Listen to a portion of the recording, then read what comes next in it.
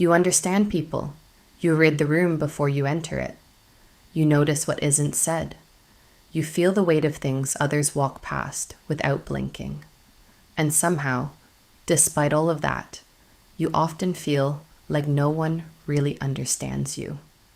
Not for lack of people, not for lack of trying, but because the conversations that would actually reach you, the ones that go deep enough, that sit with the uncomfortable long enough, that don't rush toward resolution, those conversations are rare, almost startlingly rare. And so, you have learned to live on the surface of most interactions, to give people the version of you they can receive, to be present, and at the same time, quietly alone. This is the loneliness that emotional intelligence can bring. Not the loneliness of isolation, the loneliness of depth in a world that often prefers the shallow end. Before we go further, it's worth being precise about what emotional intelligence actually is. Because it's not the same as being sensitive, and it's not the same as being empathetic, though it includes both.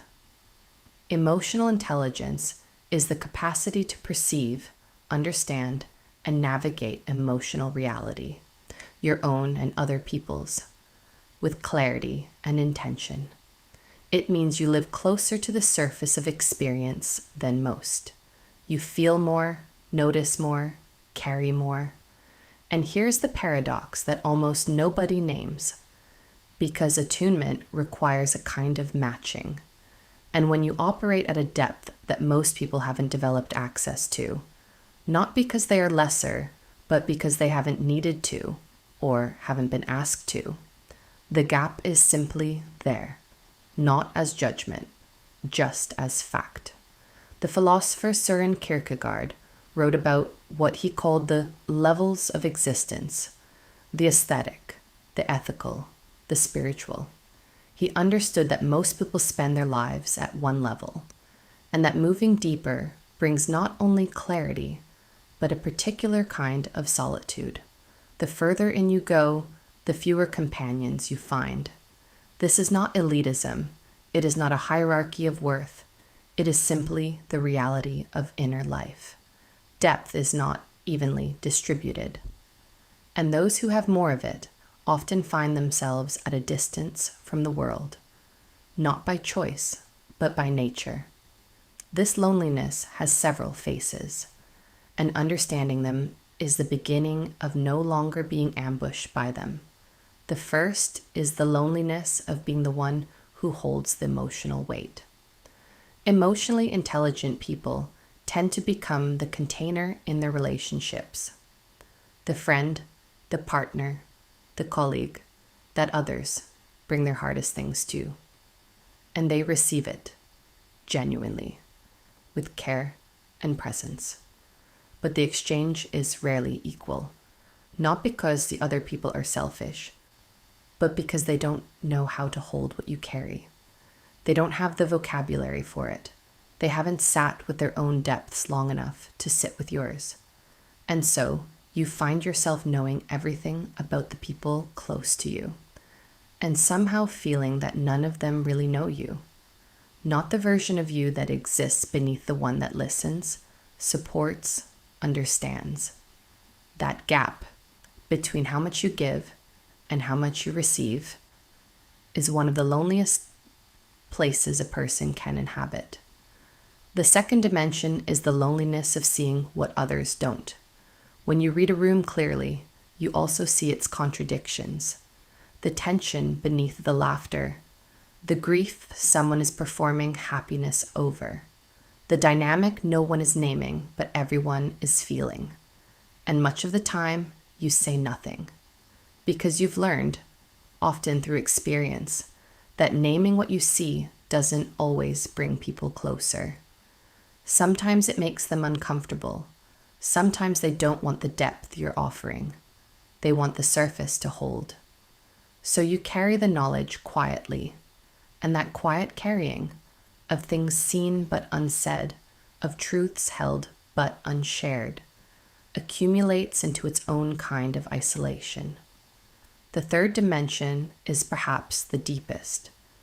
It is the loneliness of knowing that even in your closest relationships, there is a part of you that cannot be fully reached. Not because your people don't love you, but because there is a limit to how far one human being can enter the inner world of another. The psychotherapist Irvin Yalom spent decades working with patients on what he called existential isolation, the recognition that no matter how intimate we become, each of us enters the world alone and leaves it alone, and everything in between contains an irreducible aloneness that love can soften but never fully dissolve. Most people protect themselves from this truth by staying busy, staying shallow, staying in constant movement. Emotionally intelligent people cannot do that as easily. They feel the existential aloneness more clearly, and feeling it clearly, without the buffer of distraction, is its own particular kind of weight. This is not pathology, it is perception, and perception, at this depth, has always come with a price. So what do you do with this? The first thing, and it sounds simple, but it isn't, is to stop treating this loneliness as evidence that something is wrong with you. Because the story most people tell themselves is, if I were different, easier, lighter, less intense, I would feel more connected. And so they spend years trying to become smaller, more manageable, more receivable. But the loneliness doesn't come from being too much. It comes from being in the wrong rooms. And the solution to being in the wrong rooms is not to shrink. It is to find the right ones. The second thing is learning to distinguish between the loneliness that signals something is missing and the solitude that is simply the texture of a deep inner life. Not all aloneness is loneliness. Some of it is the natural state of someone who has a rich relationship with their own interiority. Someone who can be alone and not be abandoned. Someone who has learned to be good company for themselves. Rainer Maria Rilke wrote in his letters to a young poet, I would like to beg you to have patience toward all that is unsolved in your heart, and to try to love the questions themselves. He understood that the deepest inner life is not a problem to be solved. It is a landscape to be inhabited. The third thing is radical selectivity, not isolation, but the deliberate decision to invest your depth where depth is possible, to stop offering the full weight of who you are to every room, and to save it for the ones that can hold it. This sounds obvious, but for many emotionally intelligent people, there is a compulsive generosity, a reaching toward everyone, hoping that this time, this person, this conversation will go deep enough. And the exhaustion of that reaching without return is its own kind of wound. What changes when you stop fighting this loneliness and start understanding it? You stop apologizing for the depth. You stop explaining yourself to people who are not equipped to receive the explanation. You stop performing lightness in rooms that cannot hold your actual weight. And in the space that opens up, you start to find the others, because they are there, the people who also live close to the surface of experience, who also carry things quietly, who also feel the existential aloneness and have learned to make something meaningful from it. They are not everywhere, but they are not nowhere either. And the connection you find with them is different from anything the surface can offer. It doesn't require performance. It doesn't require you to be smaller or more manageable or less. It requires only that you show up as exactly what you are and trust that what you are is enough. There is also something worth saying about the relationship between emotional intelligence and solitude. The most emotionally intelligent people throughout history, the philosophers, the writers, the therapists, the mystics, almost all of them had a profound relationship with being alone, not as deprivation, as practice, as the place where the deepest work gets done. Your solitude is not your failure. It may be your most fertile ground. The goal is not to stop being someone who feels deeply. That is not a goal. It is not even possible. The goal is to build a life that has room for it, relationships that can hold it, enough solitude to replenish it, and enough self-compassion to stop treating your own depth as the problem. If you have spent years feeling like no one really gets it, like the conversations you need are too rare, like the connection you want is always slightly out of reach, I want you to hear this.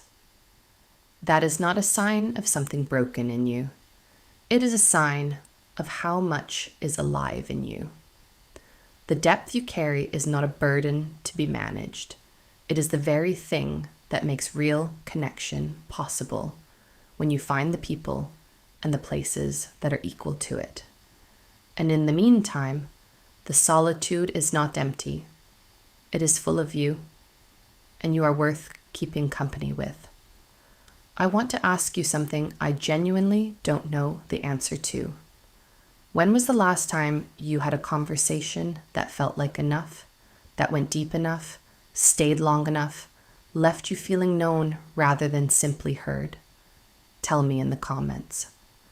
Because I think more people are waiting for that conversation than any of us realize.